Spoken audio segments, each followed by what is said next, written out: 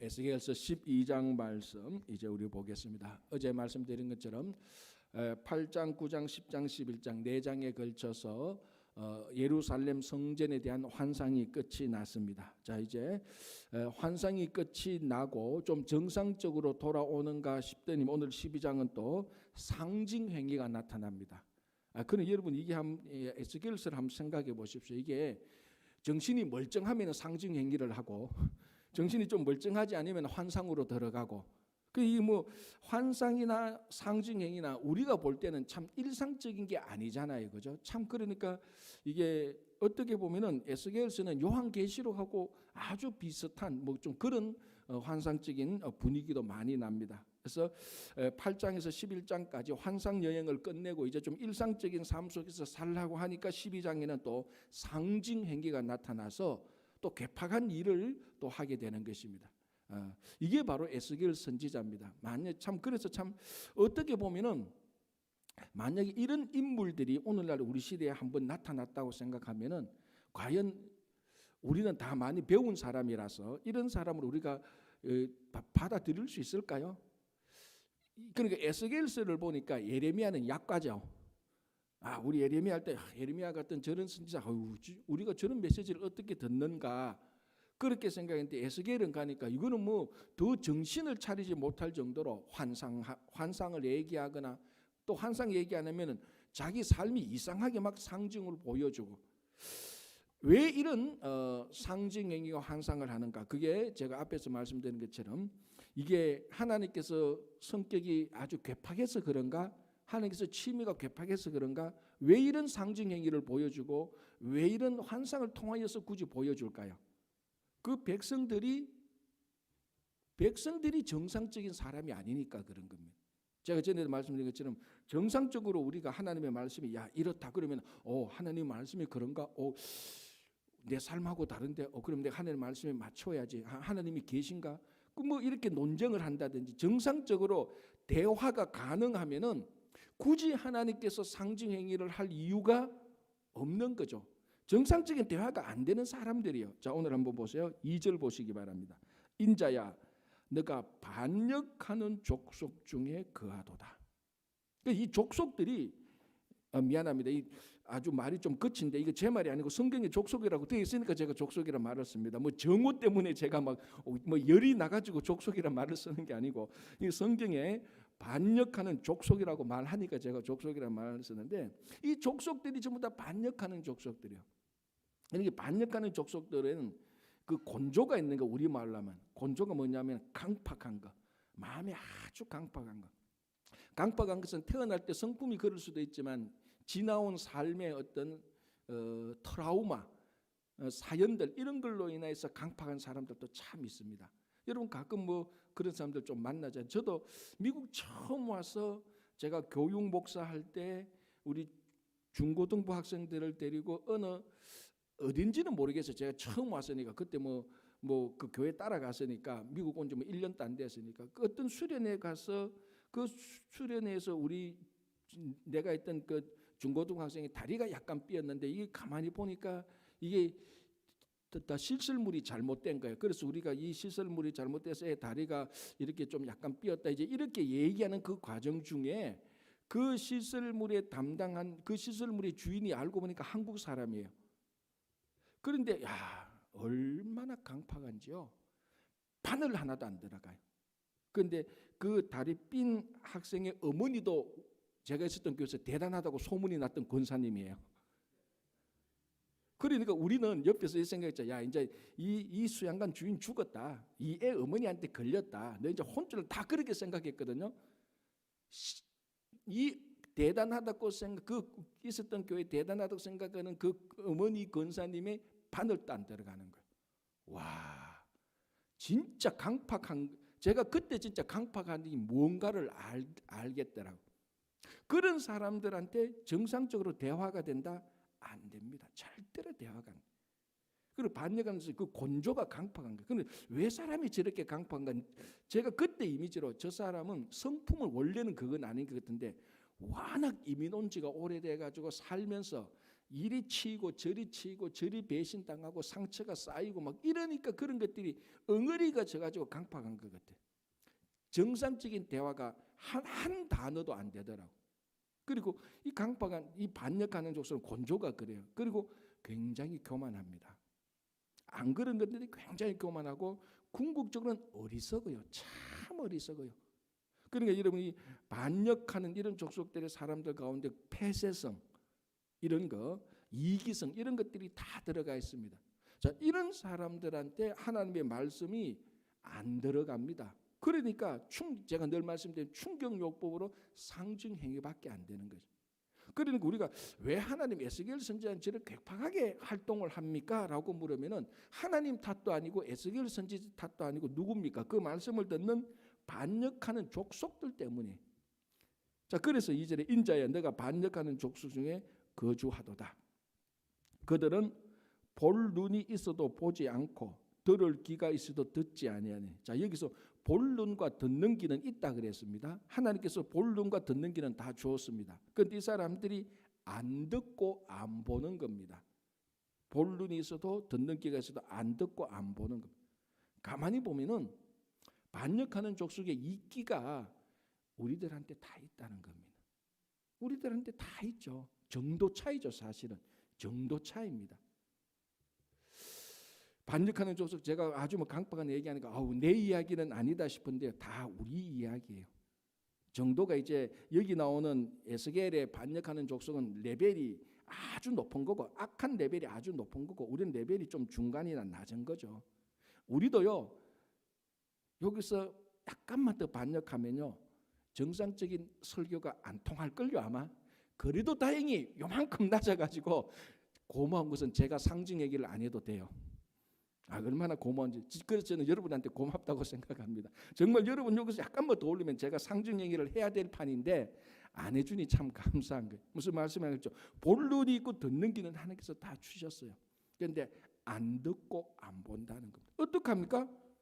하나님께서 깨야죠 그들을. 그 깨는 방법이 괴팍한 상징 행위로 나타나는 거예요. 자, 이제 이번에는 어떤 상징 행위인가? 3절. 인자야 너는 포로의 행장을 꾸리고 낮에 그들의 목전에서 끌려가라. 너가 너의 처소를 다른 곳으로 옮기는 것을 그들이 보면은 비록 반역하는 족속이라도 혹 생각이 있으리라. 그러면 행장 다 꾸기고 행장 다 꾸리고 이쪽 저쪽으로 옮겨가라. 그러면은 사람들이 혹하다고 저 뭐하는 짓이야? 뭐 이 벌건 되냐지 왜 갑자기 자기 집에 멀쩡한 짐들을 다 꺼내와? 그리고 너 어디 가는 거야? 혹 묻지 않겠냐는 겁니다. 혹 안 그럴 수도 있다는 거예요. 이 말은 뭡니까? 비록 반역하는 족속이라도 혹 생각이 있으라.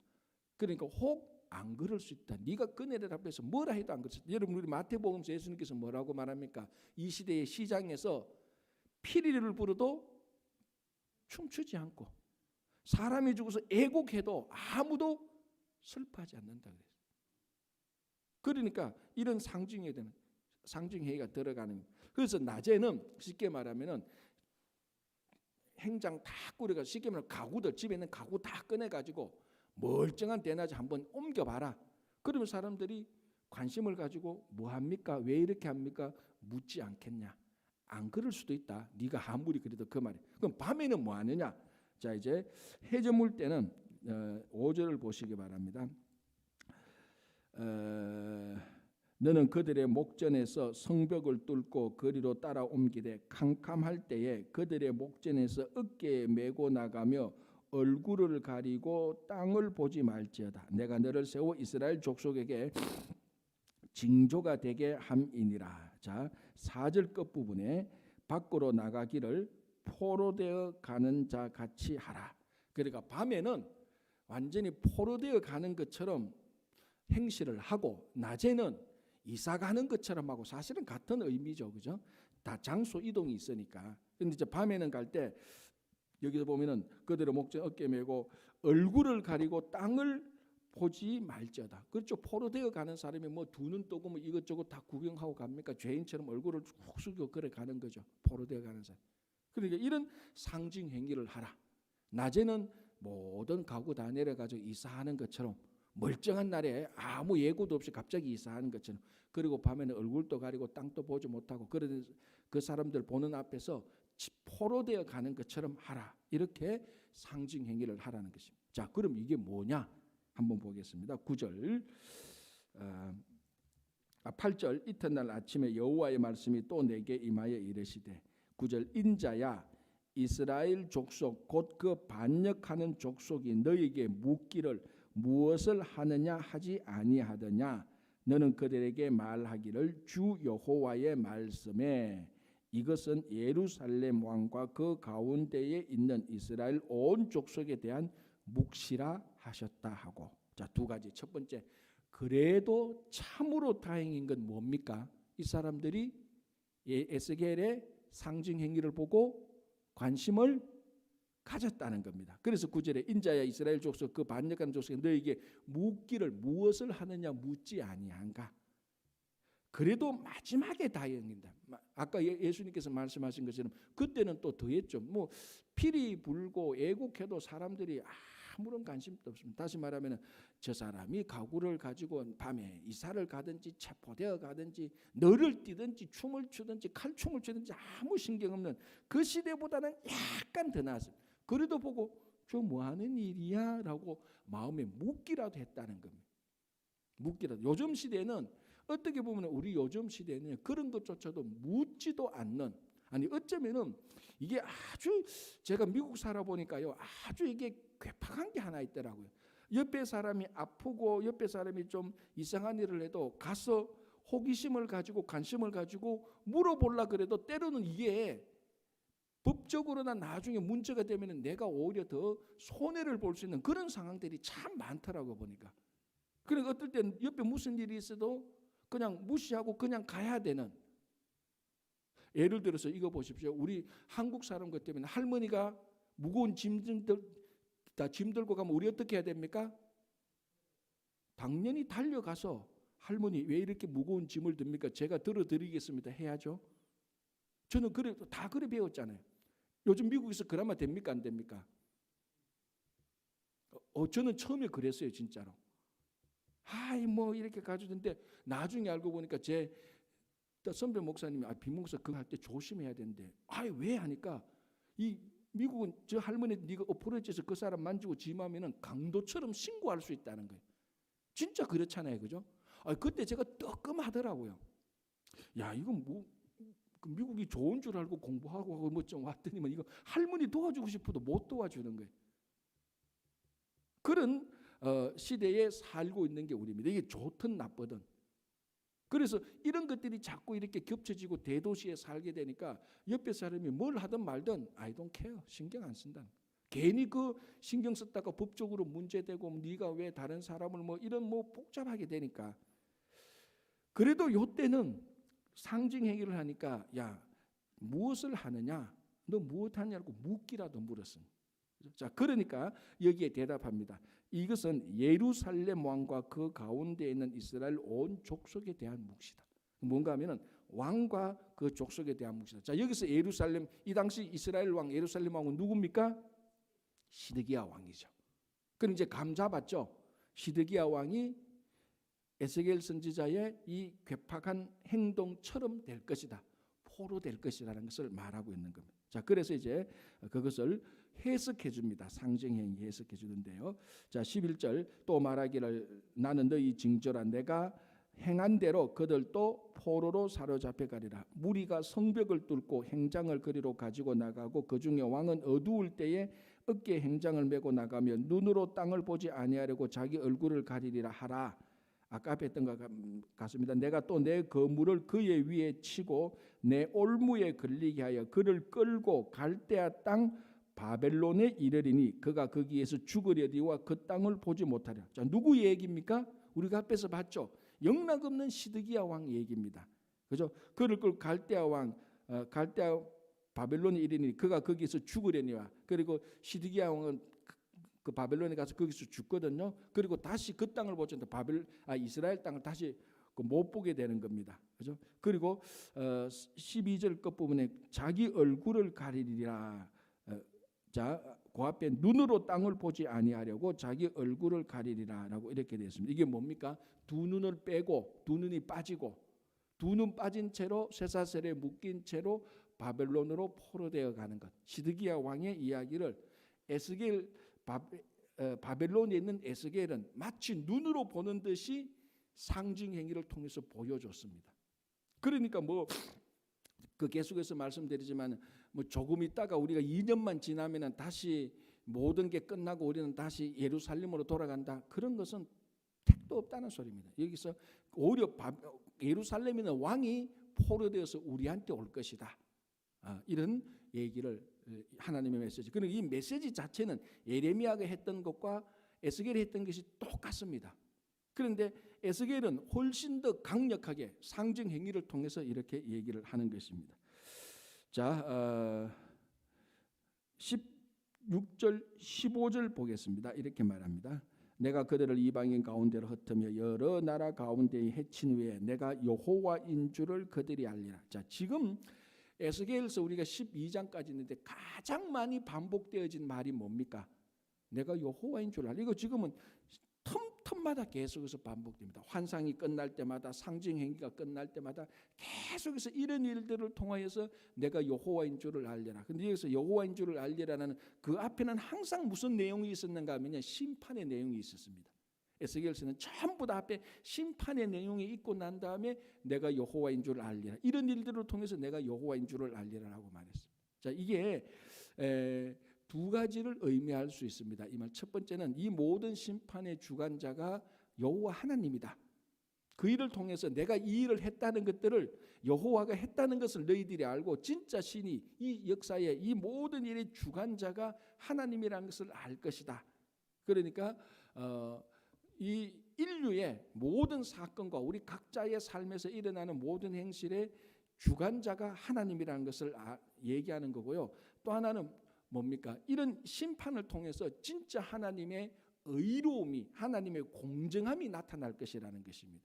자, 우리가 성경을 통해서 심판은 언제 일어납니까? 가장 브로드하게 말하자면은 공정하지 않을 때, 사람들이 악할 때, 의롭지 않을 때, 불의할 때 하나님께서 참다가 심판을 하는 겁니다. 그래서 우리가 믿음으로 의롭게 되어야 심판을 통과하는 겁니다. 그러니까 이 의라는 것이 성경에서 우리 구원과 직결되는 중요한 것입니다. 의로움.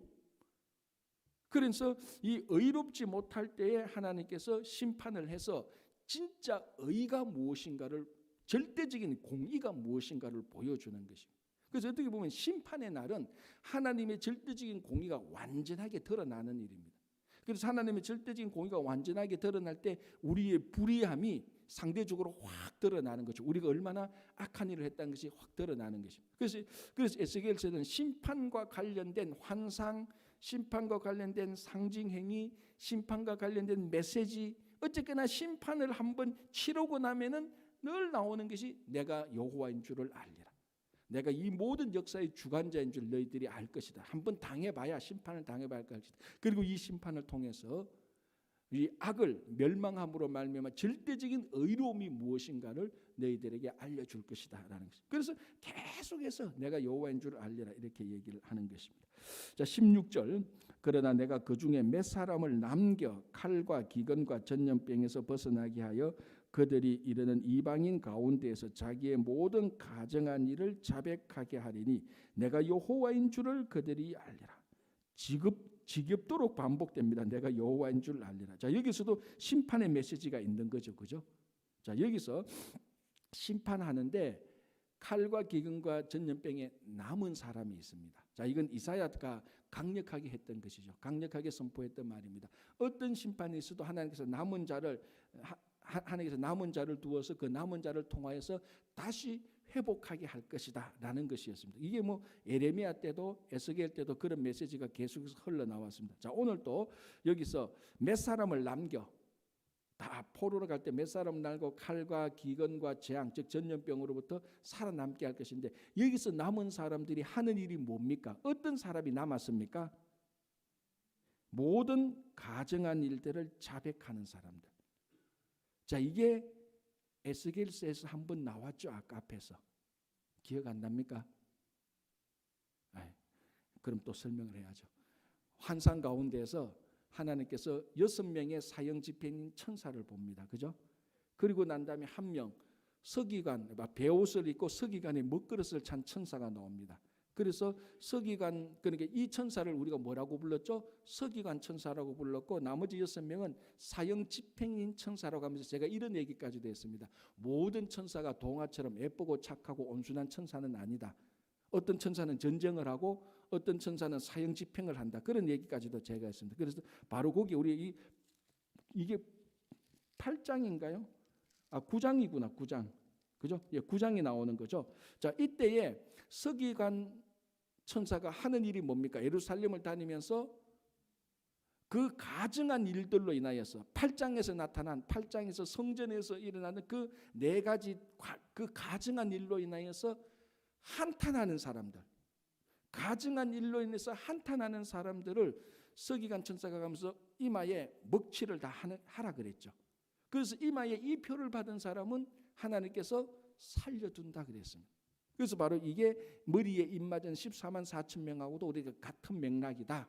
그리고 그 출애굽할 때 마지막 10번째 재앙에 유월절 어린 양의 피를 그 집에 문인방과 물순주에 발라서 죽음의 천사가 지나간 그 케이스하고도 같은 맥락이라고 제가 설명을 했습니다. 그게 지금 오늘 또 나오는 거예요. 12장 16절에 다시 읽어봐요. 그러나 그중 몇 사람을 내가 남겨 칼과 기근과 전염병에서 벗어나게 하여 그들이 이르는 이방인 가운데서 자기의 모든 가증한 일을 자백하게 하리니. 그러니까 자기들의 가증한 일을 자백한다. 자기들의 잘못을 인정하고 자기들의 잘못을 고백하고 자기들의 잘못을 회개하는 사람들. 이 사람들은 하나님께서 남겨둔다는 것입니다. 남겨둬서 이 사람들 통해서 다시 하나님께서 회복하는 중요한 그루터기가 되게 하는 사람들. 그래서 우리가 이 시대에 가증한 일들 정말 얼마나 그런 일들이 많습니까? 그런 일들을 보고 우리가 진심으로 우리 신앙에서 하나님의 의로움과 하나님께서 살아계신 하나님의 마음을 가지고 그걸 볼 때 한탄하고 그 일에 대한 그 일이 잘못됐다는 고백이 나와야, 그게 진심으로 나와야 그런 사람들을 통하여서 또 하나님의 나라의 일이 이루어지는 겁니다. 그런 걸 봐도 전혀 시대가 그러니 그렇지 뭐 이렇게 무덤덤하게 넘어가는 것이 아니고 그에 대한 안타까움이 있는 것, 바로 그런 사람들을 통하여서 하나님께서 역사하시는 것들을 우리들이 보여주고 있습니다. 자, 또 이제 하나 더 상징 행위가 나옵니다. 그래도 요 상징 행위는 훨씬 더 수월합니다. 17절 여호와의 말씀이 또 내게 임하여 이르시되 인자야 너는 떨면서 너의 음식을 먹고 놀라고 근심하면서 너의 물을 마시라. 그래도 좀 정도가 약합니다. 이 정도는 저도 할 만할 것 같아요. 요 정도 상징 행위라고 하면서 벌벌 떨면서 음식을 먹고 근심하면서 물을 마시라. 요거는 좀 그래도 훨씬 더 약한데, 우리 앞에 봤던 상징행위 뭡니까? 왼쪽으로 390일 눕고 오른쪽으로 40일 누워라. 아이고 430일 누워 있어야 돼요.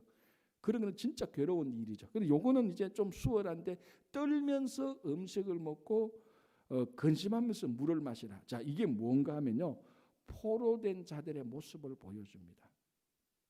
여러분, 한 나라의 백성이 다른 나라에 포로되어서 거기서 종살이 할 때 뭐 한 끼라도 뭐 제대로 마음 편안히 뭐 그 음식이나 그 물 한 그릇 먹겠습니까? 못 먹잖아요. 떨면서 근심하면서.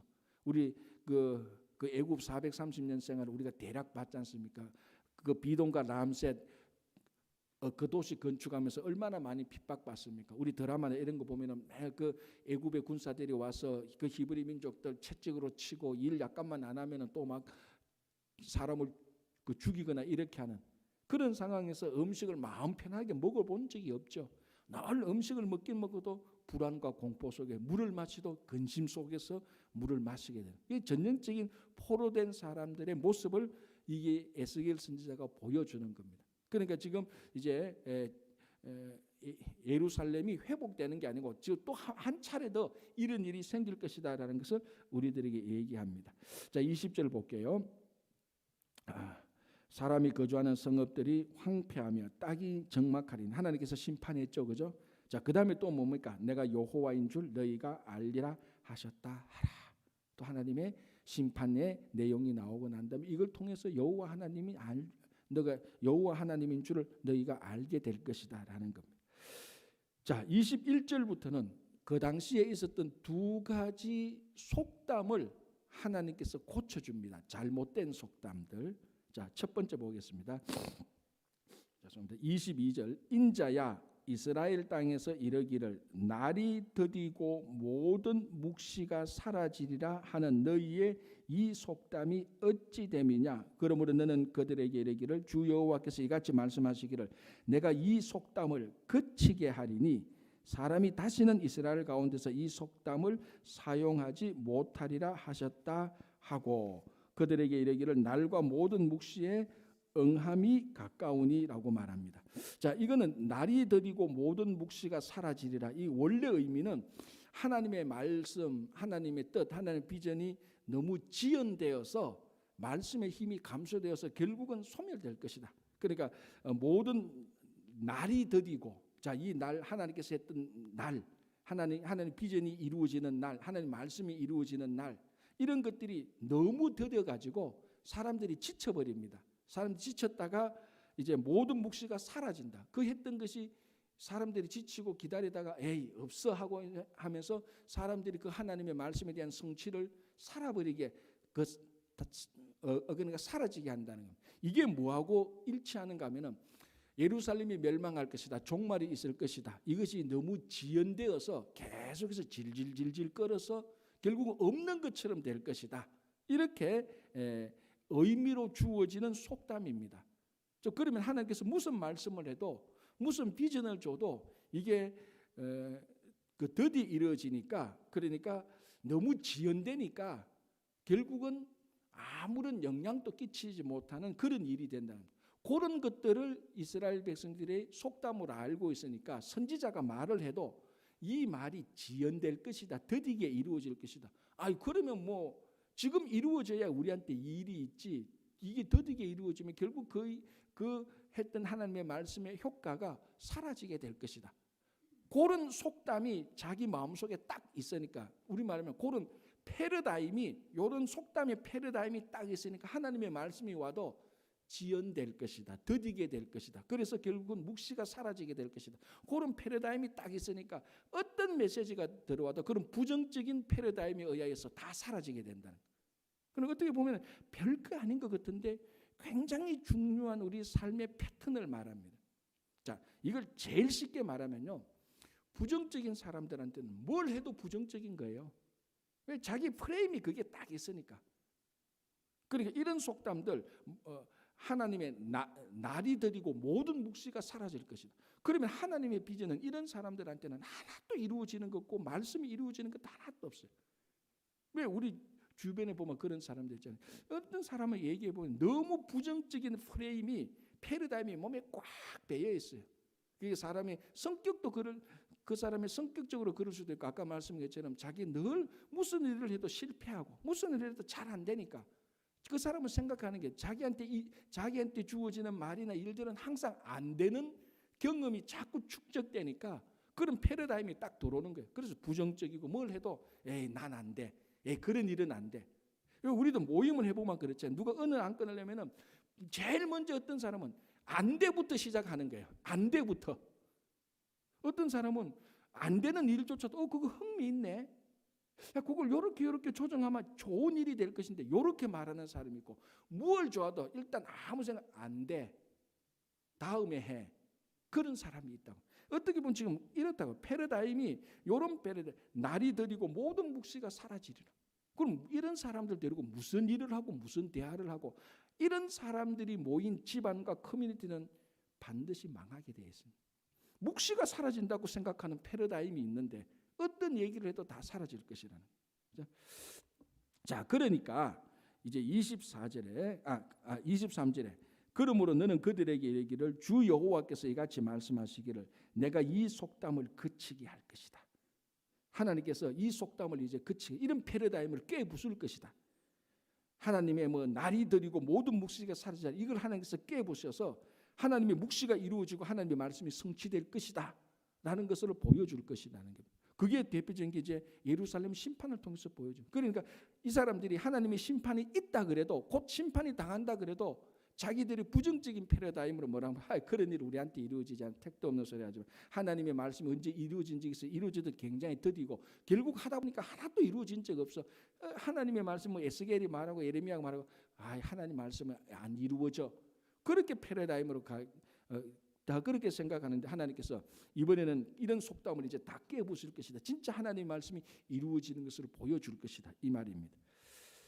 자, 그래서 23절 끝부분에 또 그들에게 이르기를 날과 모든 묵시의 응함이 가까우니 이제 속히 올 것이다. 너희들이 지금까지 생각했던 것을 하나님께서 다 깨부술 것이라고 말하고요. 24절에 이스라엘 족속 중에 흩어난 묵시나 아첨하는 복술이 다시 있지 못하리라 하라. 저는 이 말이 너무 좋은 거예요. 이스라엘 백성 중에 흩어난 묵시나 아첨하는 복술이 다시 있지 못하리라 하라. 여러분, 이게 백성들 가운데 흩어나는 묵시나 아첨한 복술이 사람들한테 쫙 깔리면요, 그 커뮤니티, 그 공동, 그게 국가나 교회나 어떤 사회나요, 하나님의 말씀에 대한 믿음은 다 사라집니다. 보십시오. 흩어난 묵시나 아첨하는 복술들. 이게 어떻게 보면 우리나라 속담 가운데에서도요, 이런 부정적이고 괴팍한 정말 우리 비신앙적인 속담들도 많잖아요. 좋은 속담들도 많죠. 그래서 내가 한번 보니까요, 우리 이런 속담 있잖아요. 개똥밭에 굴러도 이성이 좋다.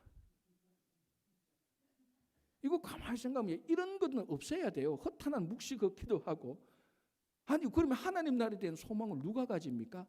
개똥밭에 굴러도 이 땅이 좋다는 겁니다. 그럼 뭐 하늘나라에 대한 소망을 아무도 안 가지는 거예요. 그래서 우리는 하나님 나라에 대한 소망을 가지면서 이런 헛한한 묵시와 같은 속담을 우리는 안 써야 돼요. 우리가 비록 더 좋은 하나님 나라를 소망 가지고 있지만 하나님께서 주신 그 기한 동안에 우리가 이 땅에서 산다. 그게 우리 성도의 삶입니다. 그런데 개똥밭에 굴러도 이성이 좋다 그러면 하늘나라, 그러면은 이성은 다 저성은 내세는 우리가 가야 될 하나님 나라는 개똥밭보다도 못하다는 말밖에 안 되는 거예요. 이런 허탄한 묵시들. 또 보니까요, 돈만 있어도 그 돈만 있으면 귀신도 부릴 수 있다. 우리 어른들 옛날에 그런 거 있잖아요. 돈만 있으면 귀신도 부릴 수 있다. 귀신은 부리는 게 아니고 성령으로 물리쳐야 되는 겁니다. 이 돈 가지고 그러니까 이 물질 만능주의라고 말하는, 우리나라가 하도 가난하게 오래 살아가지고 한이 맺혀서 아마 이런 속담이 나오는 겁니다. 돈만 있으면 귀신도 부린다라는 이런 허탄한 묵시들. 돈 가지고 귀신 부릴 일도 없고 부려서도 안 되고, 귀신은 물리쳐야지. 귀신 부려서 뭐 합니까? 자기가 그럼 귀신들이 주인 될 거냐는 아니잖아요, 그죠? 또 하나 재밌는 거 보면 팔자 도망은 못 간다. 그 운명은 못 피한다는 거죠. 이게 가만히 보면요, 우리 성도들 가운데서도 그렇게 생각하는 분들이 꽤 있어요. 목사님, 이게 제 운명인가 봅니다. 그럼 예수 말라 믿냐? 우리는 주님께서 인도하는 삶을 따라갑니다. 어떻게 보면요, 우리가 예수 믿는 것은 운명을 바꾸려고 예수 믿는 거예요, 진짜로. 모든 인류의 운명은 뭡니까? 다 죄로 인해서 지옥 가는 운명이에요. 그러나 우리가 예수 믿는 것은 그 죄인들의 운명을 뒤바꾸려고 뒤바뀌어지니까 예수를 또 믿는 겁니다. 뭐 팔자 도망은 못 간다. 그런 게 어디 있습니까? 우리는 팔자를 깨부수려고 예수 믿는 거잖아요. 그러니까 이런 허탄한 묵시들이 성도들의 마음속에 꽉 배어 있는 사람들이 지금 이 당시 이스라엘 백성입니다. 그러니까 어떤 좋은 하나님의 말씀을 줘도 이런 허탄한 묵시의 프레임에 싹 들어오면요, 다 사라지는 거예요. 그래서 우리는 이런 허탄한 묵시 대신에 우리 삶의 이 말씀의 내면의 프레임을 하나님의 말씀으로 프레임을 다시 짜야 되는 거예요. 다시 짜야 돼요. 그래서 성경 말씀 암송하는 게 중요하다는 겁니다. 진짜예요. 성경 말씀을 딱 이렇게 하고 있으면 그게 몇 년이 지나면 내 삶에 하나님의 말씀이 내 삶의 프레임으로 작동하는 겁니다. 나쁜 일이 들어와도 하나님의 말씀으로 좋은 프레임으로 바꾸어 나가는 거예요. 그게 말씀이 없으니까 허탄한 묵시들 막 어떤 사람들은 막 괴상한 속담을 어떻게 그리 잘하는지. 근데 그게 다 부정적인 거야. 그러면 성경 말씀을 아무리 좋은 말로 건면해도 택도 없어요. 그거 다 다 갈아엎어야 됩니다. 흩어난 묵시들, 아첨한 복술들 다 갈아엎고 하나님의 말씀으로 다시 다 판을 다 짜야 돼요. 내면의 판을 다시 다 짜야 돼요. 그게 기본이 뭡니까? 하나님의 말씀을 암송해서 하나님의 말씀으로 판을 다 짜야 돼요. 이때에 악한 것들이 들어와도 하나님의 말씀으로 딱 그 판 짜인 걸로 다 긍정적인 거로 하나님의 뜻대로 바꾸어 나가는 겁니다. 그래서 오늘 이 말씀을 통하여서 이스라엘 족속 중에 흩어난 묵시나 아첨한 복술이 다시는 잊지 못하라.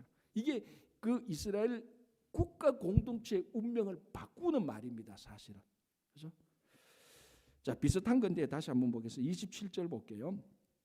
인자야 이스라엘 족속의 말이 그가 보는 묵시는 여러 날 후의 일이라. 그가 멀리 있는 때에 대하여 예언하였다 하니라. 앞에 묵시하고 좀 비슷한데요. 앞에 그 흩어난 묵시하고 비슷한데 요거는 뭐냐면은 묵시는 여러 날 후의 일이라. 그러니까 하나님의 말씀이 맞긴 맞는데 지금 이루어지지 않고 나중에 이루어질 것이다. 그럼 뭡니까? 지금 내일하고 상관없다는 겁니다. 이게 뭐하고 관심 있는가? 우리 재림에 관한, 종말에 관한 패턴하고 굉장히 관심. 자, 우리 예수 믿는 사람들이요, 재림을 다 믿어요. 정말 다 믿어요. 그런데 not in my lifetime. 영어에도 다 알아들으시네. 재림 다 믿어요. 정말 다 믿어요. 그런데 내 때는 오지 마시오. 뭡니까?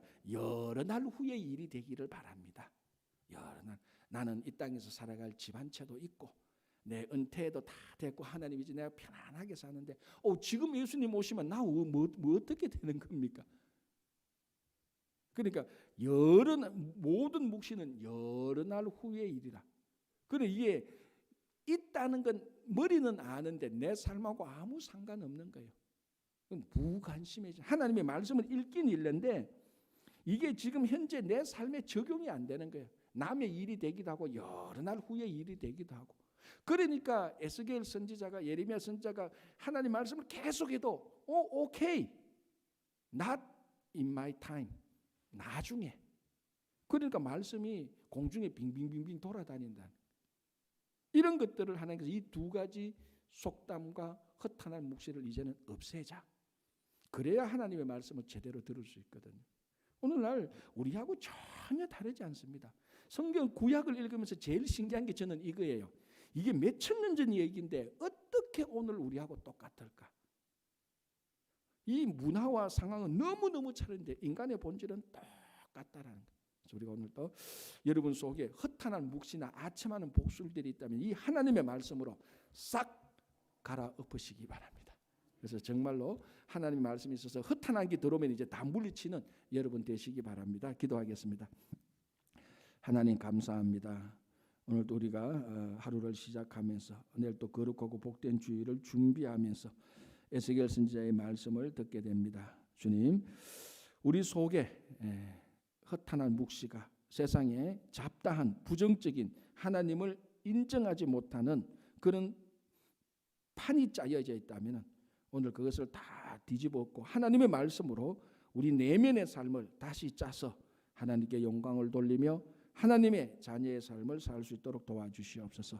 주님, 우리 가운데 몸이 연약하신 분들이 있습니다. 우리 김영만 장로님을 비롯해서 여러 어르신들 몸이 부족하고 연약한 가운데 싸우니 오늘도 주님께서 치유하는 강선을 비추어주셔서 그들을 회복시켜 주시고 낫게 해 주시옵소서. 또 자녀의 일들, 가정의 일들, 직장의 사업상의 일들, 또 여러 가지 일들로 인하여서 하나님께 간절히 부르짖는 그들의 심령을 들어주셔서 역사해 주시옵소서. 감사하오며 예수님 이름으로 기도합니다. 아멘.